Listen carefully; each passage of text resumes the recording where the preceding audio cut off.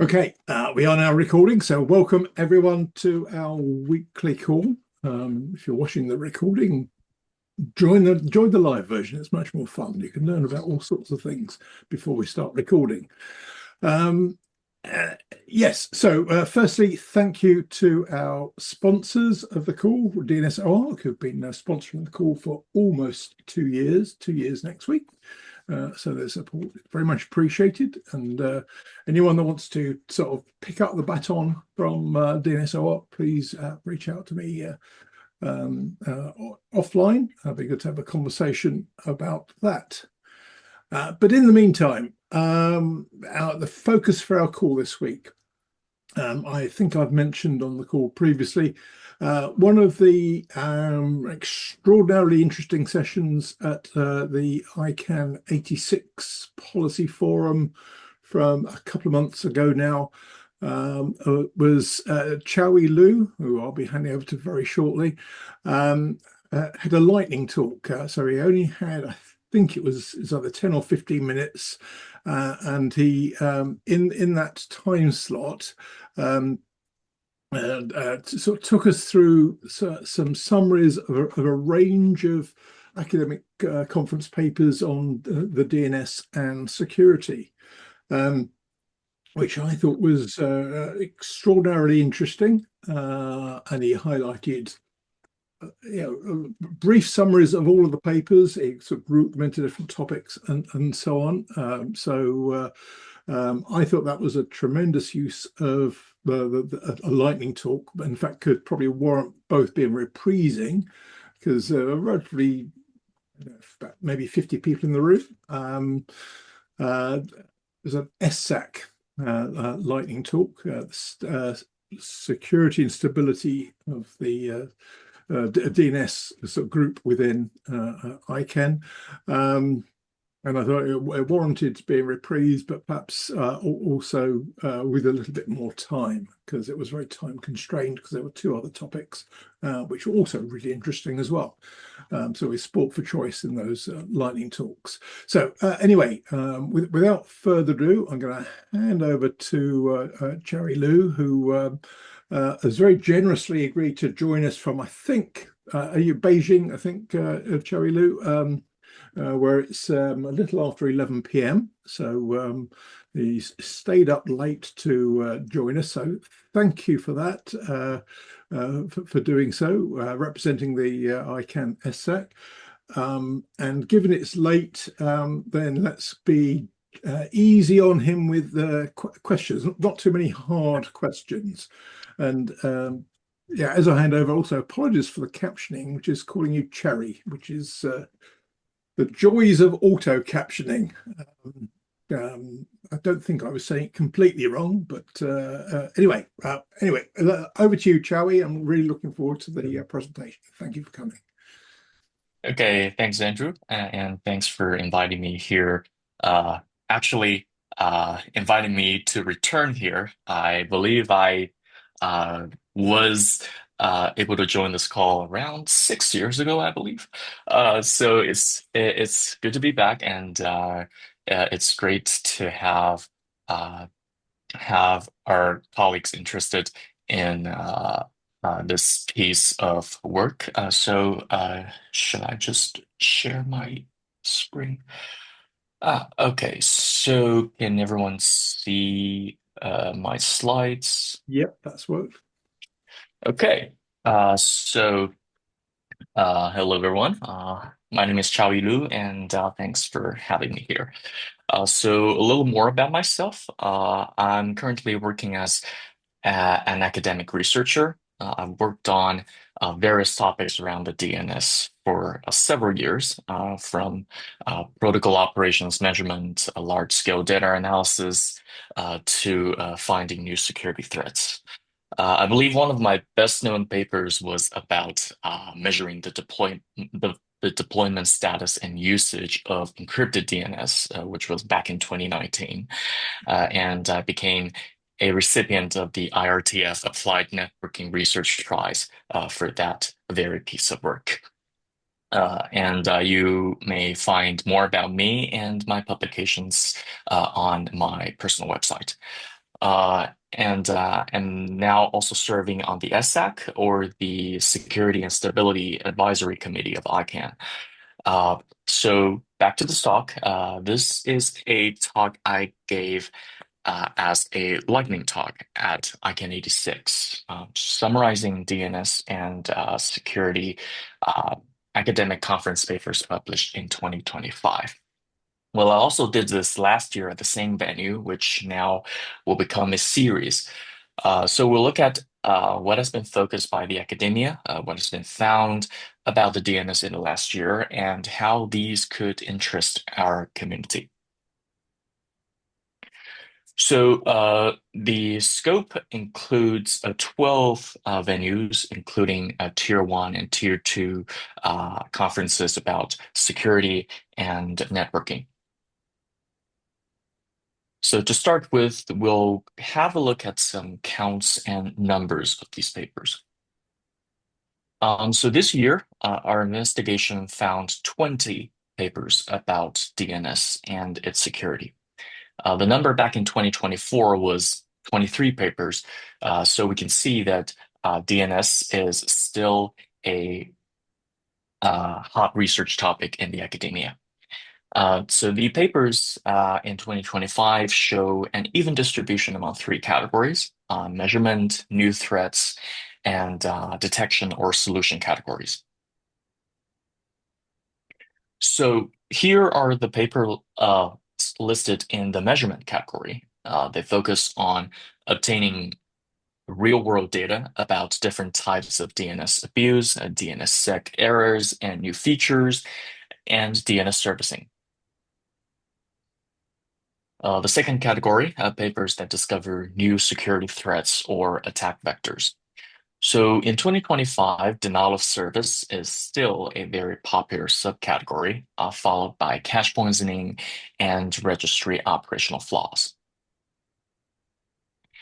And the last category, papers proposing novel mechanisms for detecting DNS abuse and introducing infrastructure solutions leveraging DNS features. So next, I'll try to walk you through these studies. I'll try to use only one slide and about a minute for each paper, which is very challenging.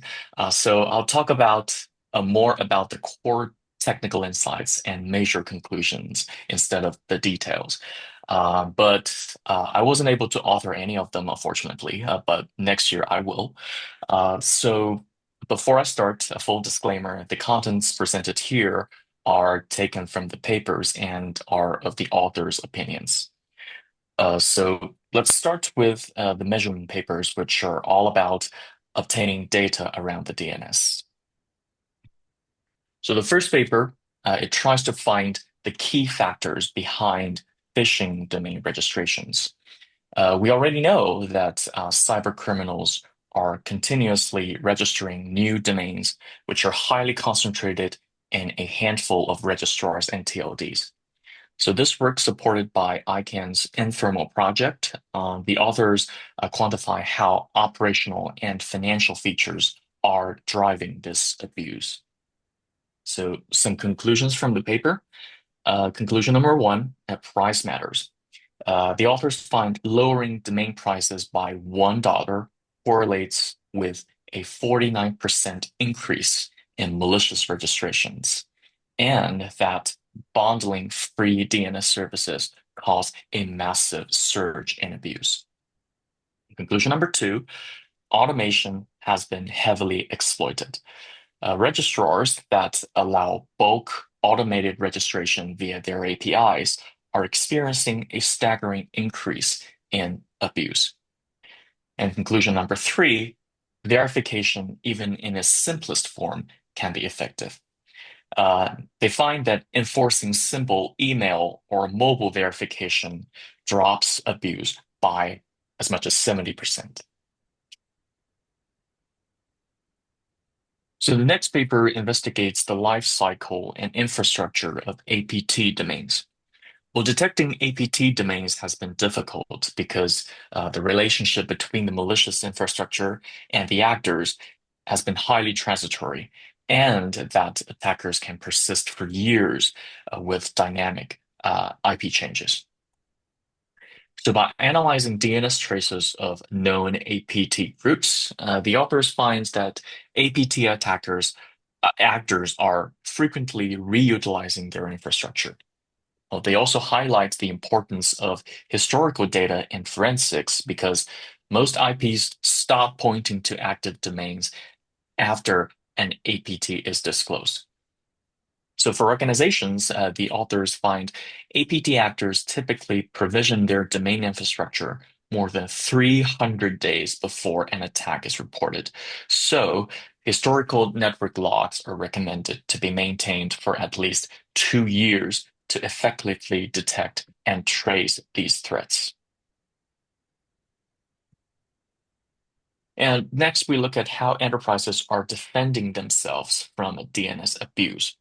Well, this paper studies the defensive registration practices of Fortune 500 companies. Well, enterprises can proactively register variations of their brand domains, such as TLD squatting, typo squatting, bit squatting, or homophones to protect their trademarks. But this study finds that the overall level of enterprise engagement and protective registration is still low. Over 200 major companies registered fewer than 10 protective domains each, mostly focusing on one type, which is typo squatting.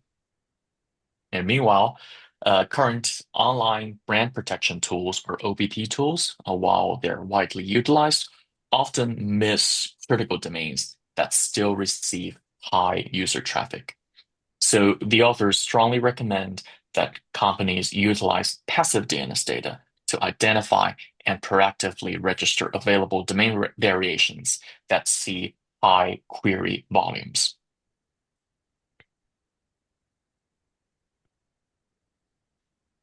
So moving on to measuring DNSSEC. Well, this paper analyzed DNSSEC misconfiguration at scale using DNSVIS logs. So given that DNSSEC misconfiguration can make domains unresolvable in the worst case, which are the frequent ones and how to fix them? So when breaking down the errors, the authors noted that NSEC3 related errors are the most prominent in this dataset, particularly due to non-zero NSEC3 iteration counts and missing proofs of non-existence. And also delegation and signature errors such as invalid KSK algorithms in DS records or completely missing and expired signatures also contribute. And so based on these findings, the authors have built an open source framework called dfixer that automatically generate commands for fixing these prominent errors. Another paper measured the adoption of automated mechanisms like CDS, CDS key, resource records, and authenticated bootstrapping, or AB, which are designed to automate DS record updates and initial key configurations. So by scanning millions of zones, the authors discovered that only 5.5 of scanned zones are correctly signed. And interestingly, CDS deployment is gaining primary traction among smaller and localized DNS operators, particularly in Switzerland, which is likely driven by their regional financial incentives. And while authenticated bootstrapping is still not widely adopted, it is implemented with near perfect correctness whenever it is used. So pointing out that the low baseline DNSSEC deployment remains the primary bottleneck. And finally, in the measurement category, this paper investigates internet readiness for DNS over IPv6. So historically, RFC 3901 has made IPv6 support optional for the DNS. And current data shows that less than 60% of all DNS zones support IPv6 only resolution. So The question is DNS impaired by IPv6, and is it time to require IPv6 for the DNS?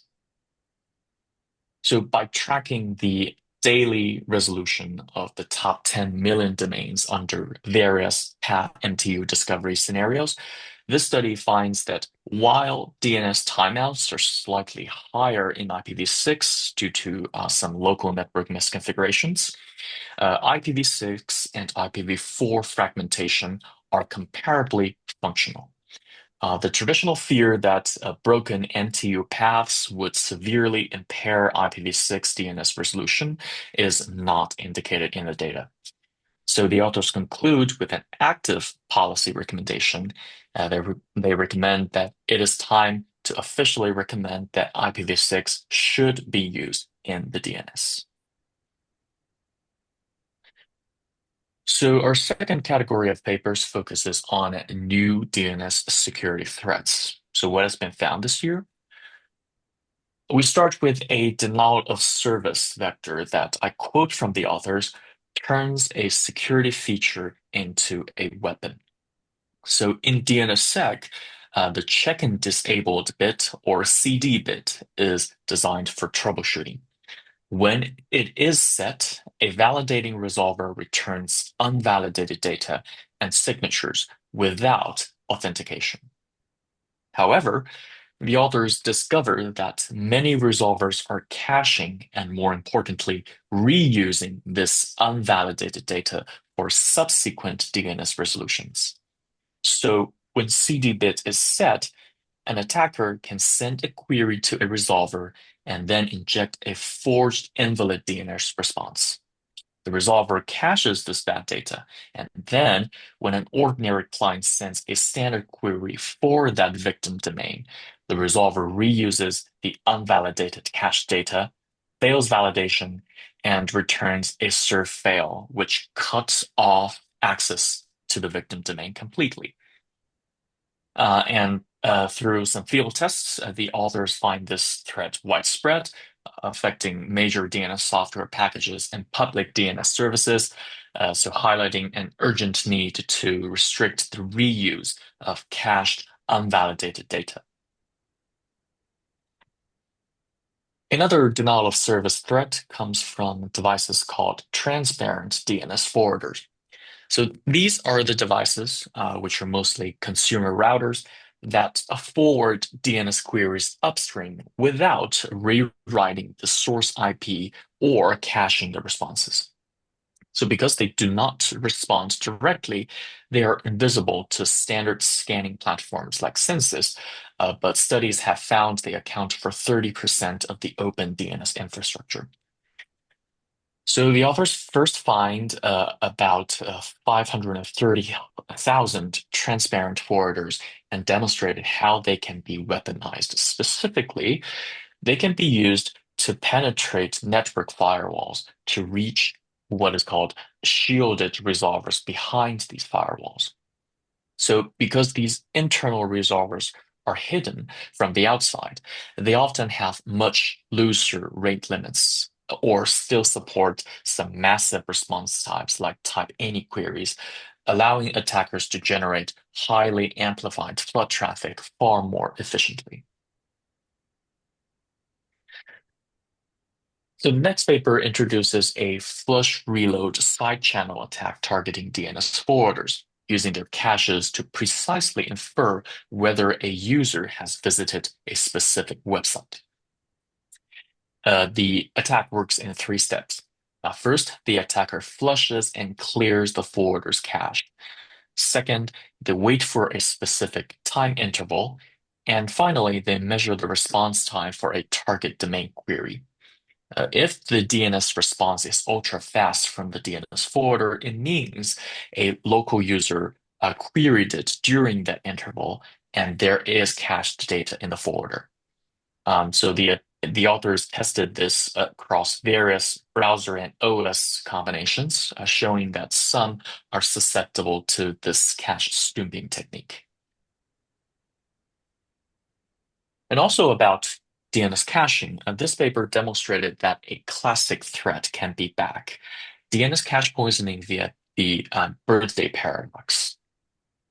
Um, Originally discovered in 2002, the birthday attack was mitigated years ago by query aggregation, which ensures a resolver will not issue repetitive concurrent queries for the exact same QName QType pair.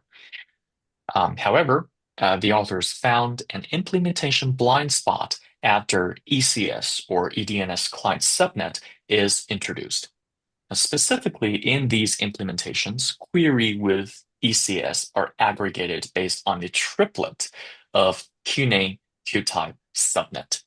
So as a result, an attacker can bypass query aggregation by sending queries with different subnets, which in turn will force the resolver to issue concurrent queries to the authoritative servers. So according to the birthday paradox, the attacker's success rate to match the transaction ID hits above 99% after just 1,800 rounds. So testing revealed that several public DNS services are vulnerable, and sophisticated cache poisoning defenses are therefore recommended. And to conclude the threats category, this paper explored vulnerabilities at the TLD registry operations. While domain lifecycles are standardized via the EPP protocol or extensible provisioning protocol, individual registries differ in their practical implementations. So the authors uncovered major flaws that allow for permanent free domain takeovers. For example, in internationalized domain names or IDNs, the domain registries often automatically create different script variants, like in this example on the left, traditional and simplified Chinese characters and domains together, but these domains often fail to properly sync their life cycles. And also, some registries are indiscriminately keeping old DNS host objects in their zone files, even if they have been deleted by the user. So out of 2.3 million blue records they analyzed, the authors find over 23% were completely abandoned. And so attackers can permanently control these relics domains without paying, providing a completely free infrastructure for some illicit activities. And finally, some detection and solution works. This paper introduces Mantis, which is a system designed to catch zero-day malicious domains at the very moment of their hosting deployment, before traditional methods that rely on user infections or TLS certificates. So what Mantis leverages is a key observation that attackers consistently reuse low repute malicious hosting infrastructure.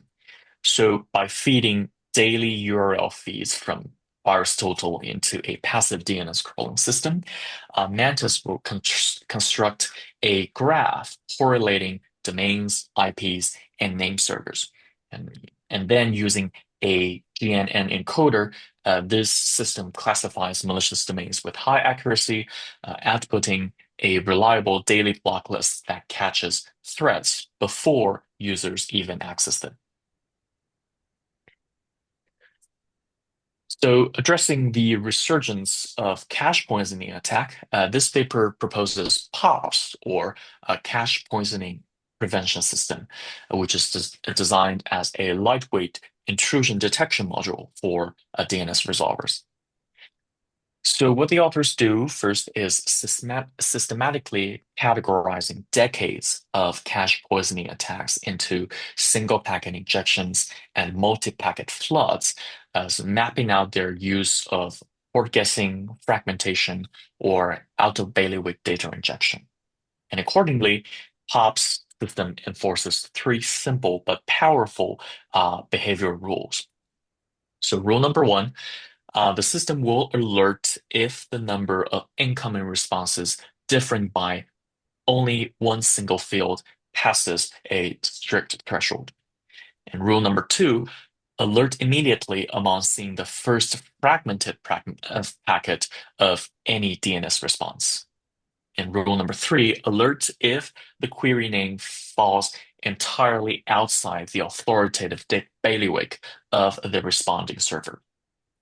So once POPs triggers an alert, the mitigation is very straightforward. The resolver forces the connection to fall back to TCP by setting the truncation bit. And finally, let's look at how we can leverage the DNS infrastructure to solve broader internet problems. Well, this paper tackled the scalability problem of the OCSP, or Online Certificate Status Protocol, for TLS certificate revocation. So currently, CAs or certificate authorities will delegate OCSP hosting to some external CDNs, which becomes fragile and centralized services. So the authors proposed a system called RevDNS, which is a decentralized CDN independent revocation scheme built on top of the DNS. So a CA will publish its revoked serial numbers directly in DNSSEC signed TXT records on their own authoritative service. So this design utilizes the NSEC aggressive negative caching for efficiency. If a certificate is valid and not revoked, the resolver can prove its non-existence using NSEC records without contacting the CA authoritative service.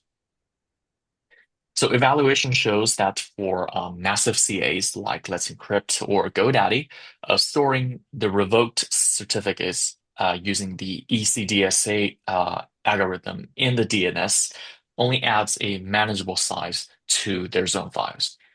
And meanwhile, due to the efficiency of DNS caching, local resolvers can answer above 99% of revocation queries directly, so removing the operational dependency on third-party CDNs.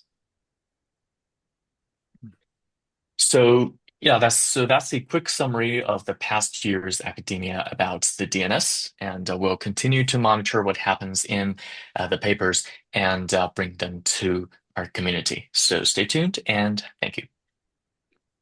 Fantastic. Thank you, Chaoyi Lu. And that felt quite quick. And I think that was probably 5 minutes more than you had in Seville. So you packed in a Yeah. lot of content in certainly in Seville. I mean, at least as much there, but with a slightly more reasonable pace. I saw a few sort of comments in the chat, but I can see both Alexi and Ralph have got their hands raised. So Alexi, did you want to come in first?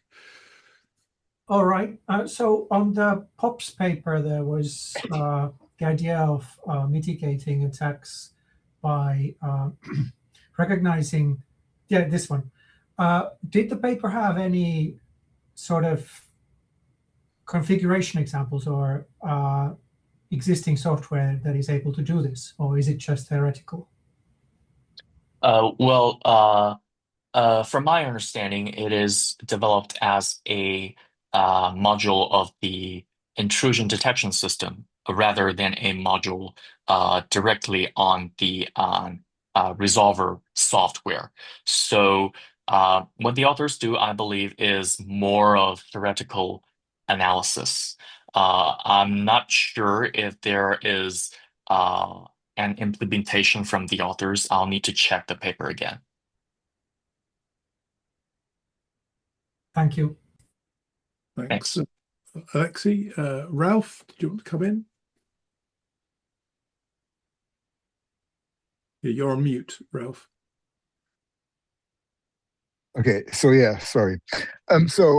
Just in response to this, I mean, this technique has been implemented by Naunum/Akamai cache since 2005-ish. So this is not new.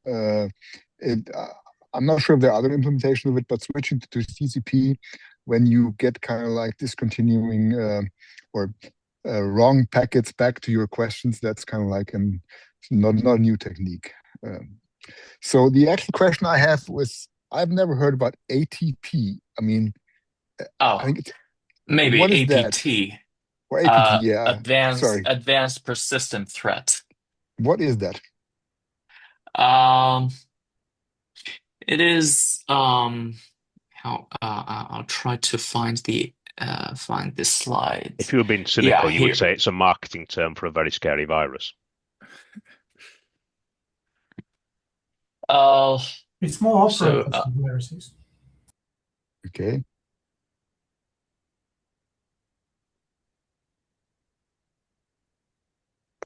May I say something here?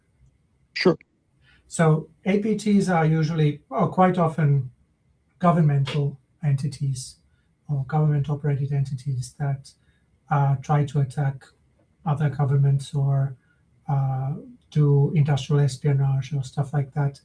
And the P, the persistent, means that they are usually very patient. They can infiltrate a target and then stay dormant for years before springing into action when it best suits them.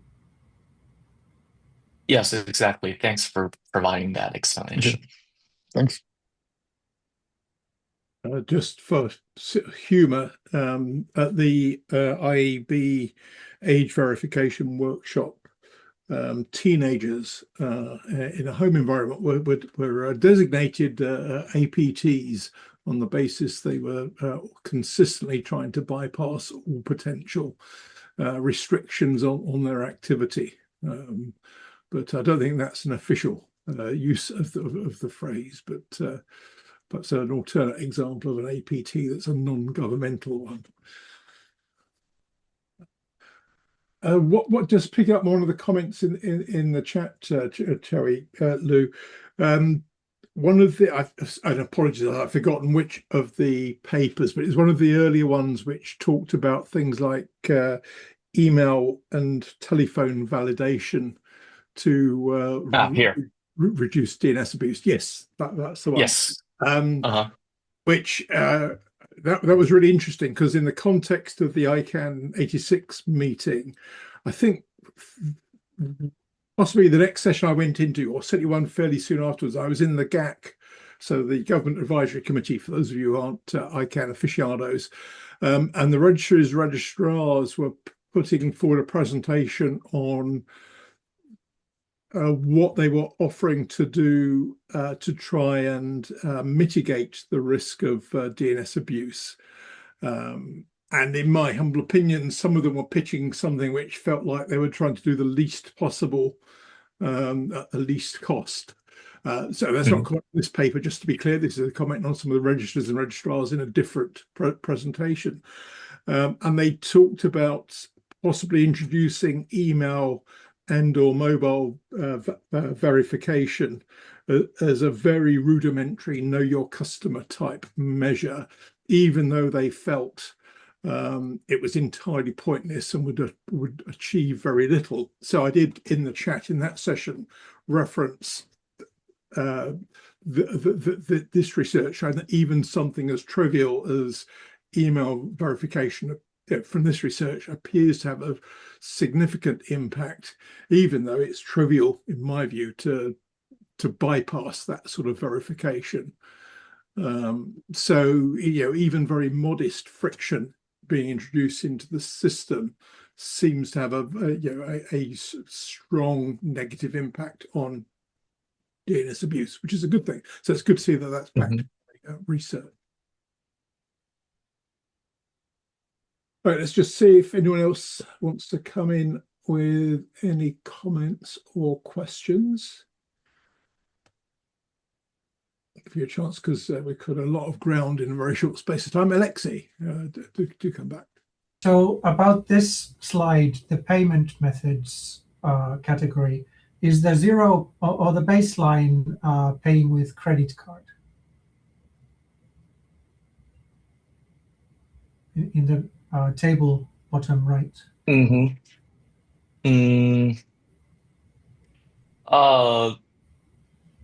I do not recall this exactly. I can check the paper and yeah,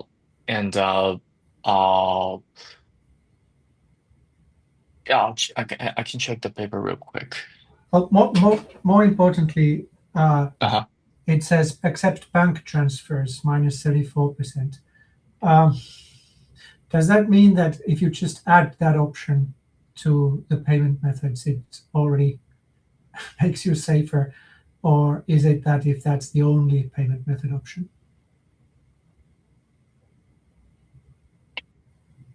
I think it's the if you add uh, uh, if you accept bank transfers as one of the payment methods, because bank accounts are linked to a person, so that adds some verification in it. I guess versus cryptocurrency, which, depending on the cryptocurrency, is a lot less easily traceable to an individual. Yes, exactly. And I guess just looking at that table as well, the whole API thing, and I think this has been supported by some of the other ICANN research, anything that allows you to easily automate the whole process and take friction out, as well as if it's very low cost. The other side of the table in that top row, again, is seen as an enabler to malicious registrations. If you can do it at scale, at low cost, preferably without traceability back to the people doing it, then that's all good from an attacker's point of view. My understanding is that law enforcement around the globe has become pretty good at tracing payments through crypto blockchains, and they almost like it more than bank transfers because they don't need to ask for permission. They can just download the blocks and do the work themselves. I think that's fair, Alexi. That's partly why I said depending on the cryptocurrency, but also not all criminals are smart. So yeah, I think there's a perception that cryptocurrency is untraceable, even though, yeah, to your point, there's certainly plenty of examples with some true. cryptocurrency it's not proven to be the case. Philippe, did you want to come in? Thanks, Andrew. Yeah, maybe that's just me, but I always have difficulties reading these percentages on that sort of table. I was wondering whether, Chaoyi, you remember how they did this? Was that essentially a study on a sample whereby they would say that those within that sample, those that would use an API would have plus 400% of malicious registrations versus those who would accept cryptocurrency, etc. The point being that plus 400% compared to what? Do you see what I mean? What is the bottom line? And I suspect that there are elements of correlation between the various dimensions. So it's not there's sort of, you get a sense of what is more important, I guess, with these sort of tables, but it you know, that 1% in the for plus 401%, what does that mean? It's not, I mean, so I see the point of having that sort of structure. Now the details of this is I guess it's beyond me, if you see what I mean. Thank you. So I guess it's more of a, but the question was, do you remember how they did this without essentially studying a sample? Yeah, I'm just checking this paper. They are doing this on a sample of 14,000 malicious and 15,000 benign domains. So that's clearly a sample. So the plus 401% does not mean that the registration in one registrar is 4 times than the other, but the plus and minuses are more of a as I just said, correlation. Okay. Okay, so it's not counted by domain counts, I believe. Okay. Okay, thank you. Thanks. That's helpful. Thanks, Philippe. Perhaps using this slide as an example, by the way, I think this is you've done a great job in condensing, in some cases, some quite densely written academic papers into single slides, which is always a difficult task.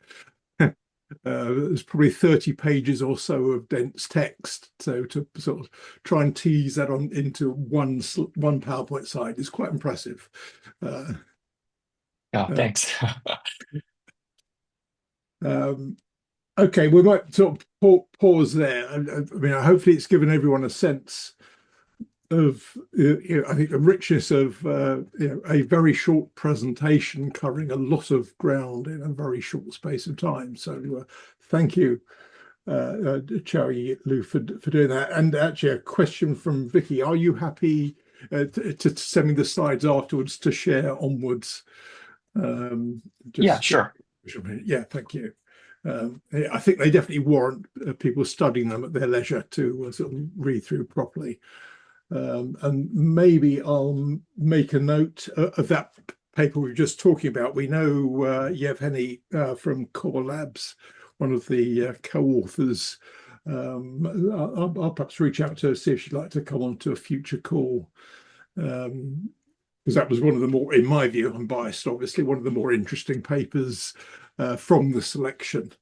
But yeah, it was quite a broad range. So I'm sure each of us would probably have a different preference from that. But yeah, I'll certainly try and do that. But thank you again for joining so late, but also for doing the work in the first place. I thought it was really interesting. Yeah, I think that set Thanks for having me. Talks were, I think all three of them were great, and probably all three of them could have easily used the 45 minutes in its entirety. But it was that was a very rewarding 45 minutes, I think, to sit in on all of those. But yeah, thank you. And I'll move on to a couple of other things now. And if you want to stay with us, you're more than welcome. But if you want to drop off and sleep, that's entirely understandable, given the time zone. So thanks for taking the time out to do that. That's very helpful, as always. Okay. Right, well, let's on that note then, let us just briefly move on. So I'll reshare my screen. Just move on to some of the news headlines. As always, you should have seen these on the weekly sort of news email. If you don't get that and want to, just drop me a message and I'll happily add you onto it. I'll rattle through these to make sure we wrap up by the top of the hour, and I'll pick on the first one. You'll see I spent some time sort of giving some thought to it was one of the other lightning talks, coincidentally, which had two authors from Interisle presented research suggesting that roughly 20% of GTLDs registered last year were potentially registered by under control of bad actors. And I think 12% are already appearing on block lists. And then there was a response from ICANN's Office of the CTO as a blog post a week or so ago, looking at the methodology of the Interisle research. So I took a look at that and felt uncomfortable, because even if it's only 10% rather than 20%, it's still an extraordinarily high level of use of the output of any industry by for malicious purposes. So the piece I put on Circle ID and also on Ripe Labs blog, you see the same article, was really just considering both the original research and the ICANN response, and really what were an appropriate way forward might be. So if that's of interest, I'll leave you to read that at your leisure, but it's a topic we'll probably pick up on in a few weeks' time. I know ICANN are planning to do a further blog post, so I haven't done that yet, but I'm going to reach out both to the ICANN team, but also the Interall team, and see if they want to join me for a discussion on the topic second half of September. So we'll certainly pick this up in more detail then. There was also an interesting piece by Remel Mastodiev of Huawei, looking at why sort of the DNSSEC take-up has really sort of slowed down, and he was questioning whether it's less about people not thinking it's useful and more about their actually genuine deployment difficulties. And I've heard a few other people mentioning that in fact, I'm hoping that Ulrich Wesser from, again, also coincidentally from ICANN, is going to join us in a few weeks to talk about DNSSEC automation as one of the tools to help simplify and remove some of those deployment difficulties. So we'll sort of pick up on that in due course. Other topics, just to quickly move on. I think I forgot to mention this last week. The sort of applications for new GTLDs closed a couple of weeks ago now, and there are over 1,600 applications, which, bear in mind, the cost per application is quite significant. That's a lot of sort of money flowing into ICANN just to fund the applications themselves. And you'll see the majority of them, over 1,100, include an application for a replacement or secondary string in the event that there was an overlap with another application, so a clash of applications. So it'll be interesting to see how that plays out over the coming months, but it looks like there's going to be a lot of new GTLDs coming out of the system in due course, presumably sometime, I think, next year, if I recall the time frame. There's a fascinating article by Emmanuel Vitus on some of the governance processes for Afrinic, which some of you will be aware suffered some real challenges from an alleged takeover attempt, which has run for several years and really sort of activity with Afrinic really sort of drew to a halt because they were unable to appoint new board members, etc. So anyway, they're proposing to introduce a new governance approach, and he just sort of made, I think, some quite interesting arguments around some of the challenges in that, to try and ensure that in trying to avoid capture by a third party, it didn't disenfranchise sort of legitimate concerns of members. So quite a thoughtful post, in my view, on regional internet sort of governance. A good post by Akamai, who I'm sure Ralph will be pleased to know my considered opinion on that, looking at post-quantum cryptography and what they've deployed, and then having deployed it, apparently they deployed general availability across the Akamai enhanced TLS network, and claimed 450 million post-quantum cryptographic connections within the first 2 minutes of general availability, which seems like an extraordinary number to me. And that's despite the topic becoming almost toxic within some parts of the IETF community for whatever reason.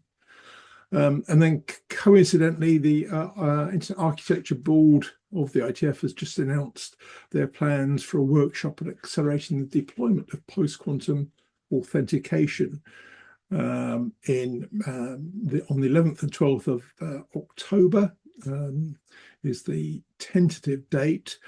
And so they've announced it, and they're inviting people to submit.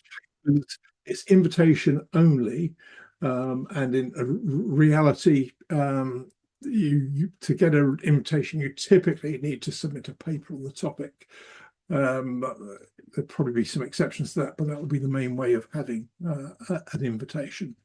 So if you're interested in that topic, then start thinking about a paper you might want to submit if you want to take part in the workshop. Various other things I'll selfishly also highlight of those.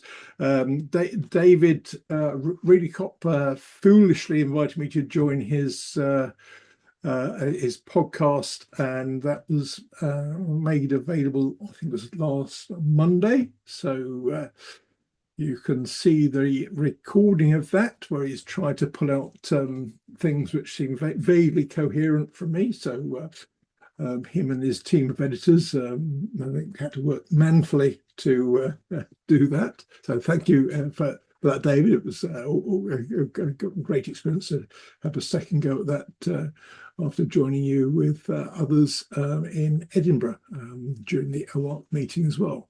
So yeah, good to have a second go.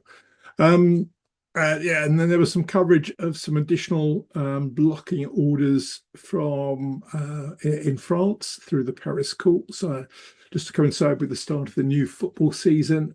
And I think the legislators, the judiciary, are becoming wiser in their approach, or more knowledgeable. And you'll see that the blocking orders cover both ISPs and open resolvers, and also some CDN or ACDN and some VPNs and search engines as well. So they're starting to plug some of the more obvious loopholes in that, setting aside whether you think it's a good or a bad idea. But yeah, they're certainly becoming sort of more knowledgeable. And then, as it's on the bottom of that screen, the Internet Governance Forum has just opened for registrations for the meeting in 14th to 18th of December in Nairobi.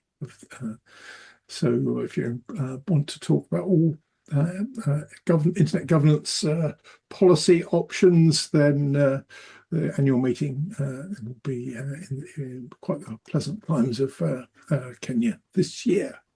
There's a whole bunch of stuff not at all DNS related, which we definitely won't go through. One thing which caught my eye, middle of the screen, AI slop is swamping a House office that drafts US laws. So it's just interesting that even legislators are being hit with the sort of AI slop just in draft laws going into the legislative system. So I only hope that they're spotting and preventing them from going forward. There's a non-political point, just to underline some of the challenges where we are. Plenty of other stuff. See the bottom of the screen, there's an AI platform raising in cybercrime concerns. It happens to be called Criminal. Possibly a clue as to the intent behind the platform. It actually uses other platforms, but it spreads the work across multiple platforms, seemingly as a way to try and bypass some of the guardrails by farming out stuff, but doing it in small packets of work, which individually are potentially harmless, but in combination potentially cause problems and other things, which we won't have time to go through. Just finally, there's a few deadlines coming up, one of which is today, OARC 47 call for presentations, and also Community Day proposals, deadline today, ITU study group 17 content week, deadline tomorrow. So, and then a few things in early September. So just be aware of those if those are of interest. Next week, we Yeah, and then other ones later on. Plenty of events. Osnog being the next one I'm aware of, but nothing else this month. And next week we will almost certainly be discussing the European Commission multi-stakeholder forum on internet standards deployment. Bit of a mouthful, but revisiting the topic that we talked about towards the start of this year. So that's it. I just pause. I know we're just on the hour, so apologies for overrunning. Just pause to see if anyone's got anything else you wanted to mention just as we time out.